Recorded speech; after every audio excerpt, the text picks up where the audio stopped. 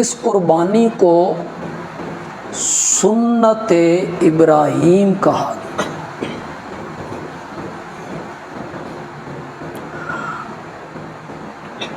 قربانی اور قربانی کا عمل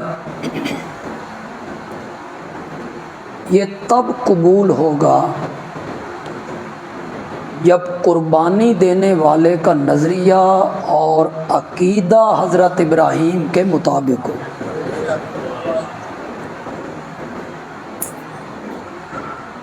اگر اس کا نظریہ اور اس کا عقیدہ حضرت ابراہیم علیہ السلام کے مطابق نہیں تو پھر اس کی قربانی درجہ قبولیت پا نہیں سکتی۔ قربانی کا جانور خریدتے ہوئے لوگ کتنی تگ و دو کرتے ہیں، پرکھ، اس میں کوئی عیب نہیں ہونا چاہیے، کان پورے ہوں، عمر پوری ہو، آنکھیں ٹھیک ہوں، پیر میں لنگڑاہٹ نہ ہو، چلنے سے عاجز نہ ہو،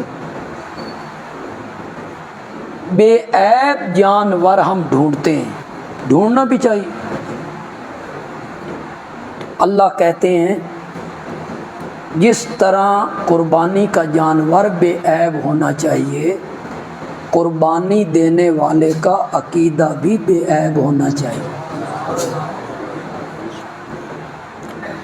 اگر اس کے عقیدے میں شرک موجود ہے ایک رائی کے برابر، قربانی تو کیا اس کا کوئی عمل بھی اللہ کے ہاں مقبول ہو نہیں۔ اسی لیے 7 حصے داروں میں سے اگر ایک بھی شرکیہ عقیدے والا ہوگا، 6 بالکل ٹھیک ہیں، لیکن ایک کا عقیدہ شرکیہ ہے، 7 کی قربانی نہیں ہوتی۔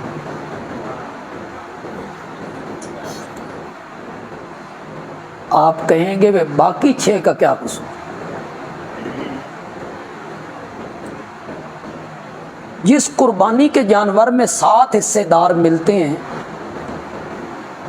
وہ 7 جگہوں پہ ذبح ہوتی ہے۔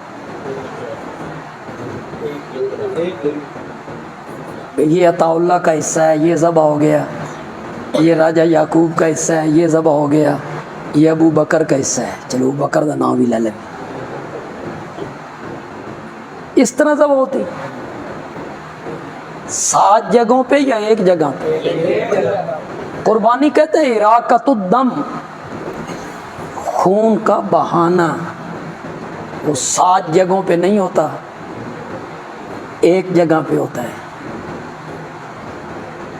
7 کی قربانی نہیں،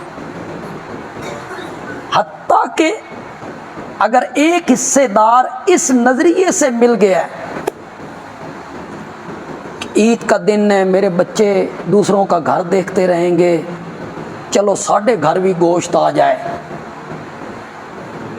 اس کا یہ ذہن بن گیا، پھر بھی 7 کی قربانی نہیں۔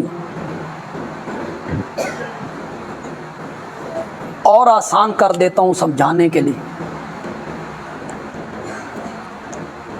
ایک کنویں کے مالک 7 بندے ہوں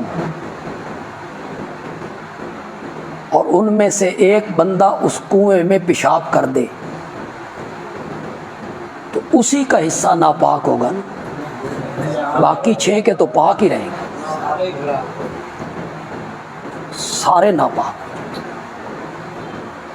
ایک بھی شرکیہ عقیدے والا ہوا 7 کی قربانی نہیں ہو۔ ضروری ہے کہ قربانی دینے والے کا عقیدہ حضرت ابراہیم کے مطابق